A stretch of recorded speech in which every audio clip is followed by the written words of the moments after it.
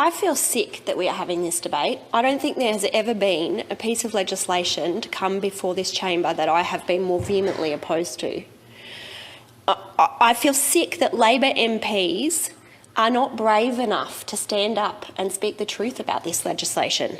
I don't care if you think that Daniel Andrews' handling of this pandemic has been infallible. I don't care if you stand with Dan. I don't care if you think he's the greatest thing since sliced bread. The truth is that this legislation is about handing the Premier and the Health Minister the ability to rule by decree.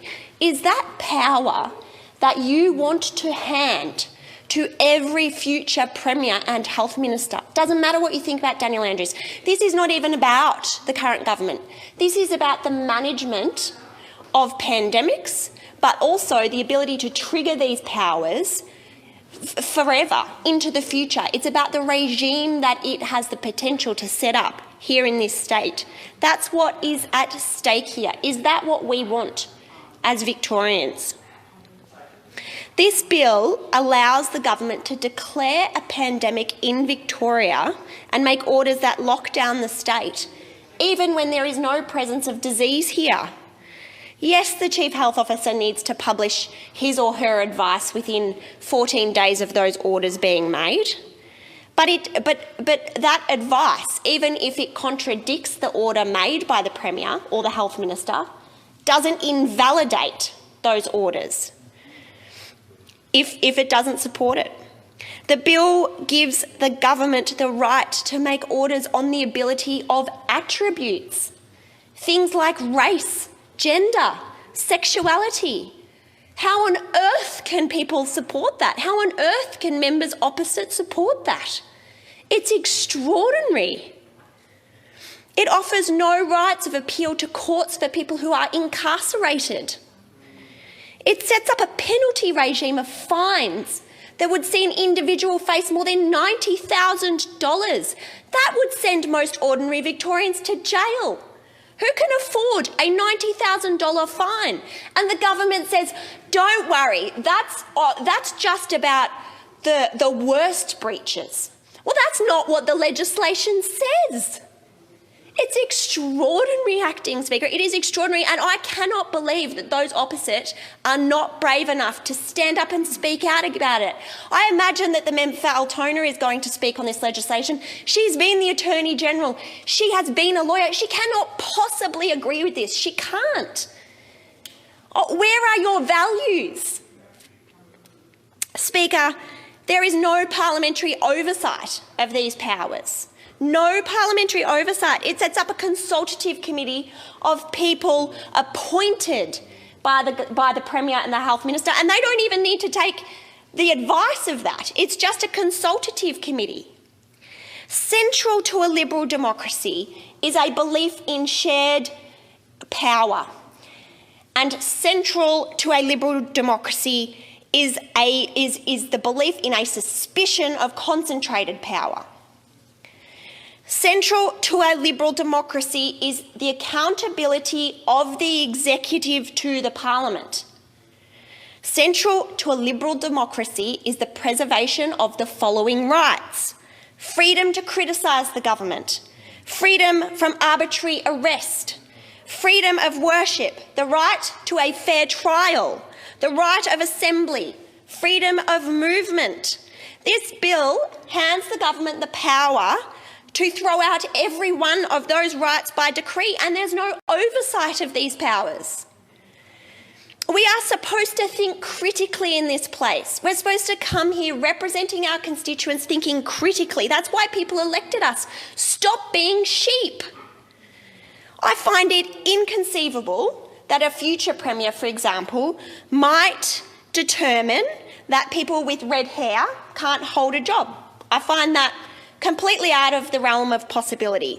But you know what? 2 years ago, I never contemplated that we would live in a world where someone who isn't vaccinated can't hold a job, can't go into a shop, can't go to an event. I never believed that we would come to a place as a state where we would see that. But here we are, and these things don't happen overnight. They happen by degrees. Do I trust the Andrews government and all future governments to exercise these powers responsibly?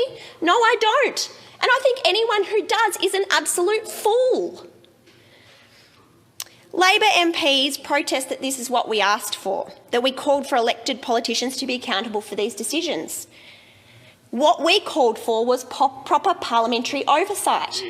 And that's why we've proposed that the power to make orders should be governed, should require the approval of a constitutional majority of both houses of the parliament.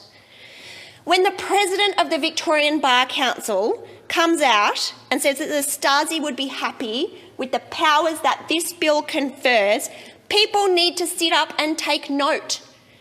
This is how he summarised it yesterday. The bill confers on the Health Minister, in a practical sense, an effectively unlimited power to rule the state by decree for effectively an indefinite period. And without judicial or parliamentary oversight, that doesn't add up to good democracy.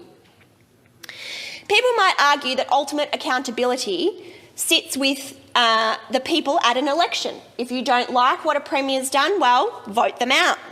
But yesterday, when we had the bill briefing, the department could not say whether this bill gives the power to the Premier to suspend elections. What? They did not know the answer to that, and they said they would have to come back and give us advice, which we still haven't received. That remains unanswered. The department doesn't know whether the Premier could use this bill to suspend an election.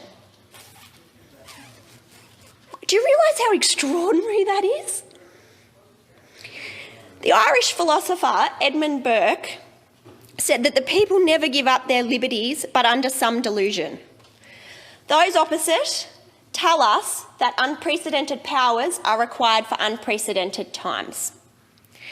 Governments always present compelling reasons to concentrate power.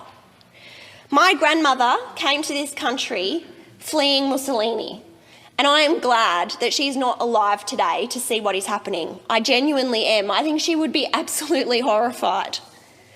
I honestly never believed that the people elected to this chamber would think that it is appropriate to hand the Premier and the Health Minister the kind of power to lock people up, to lock people down, to cancel protests without the checks and balances of Parliament, to strip people of their most basic rights without the oversight and the checks and balances of Parliament. The erosion of people's liberties does not happen overnight. It happens by degrees. Streamline pandemic laws by all means. We don't argue with that. We know that the government needs a certain degree of flexibility to control dangerous outbreaks of disease. We're not arguing about that. We're arguing for proper accountability and oversight. This bill does not deliver those measures. Let me conclude with the proverb that we all know because it is inscribed into the foyer of this building.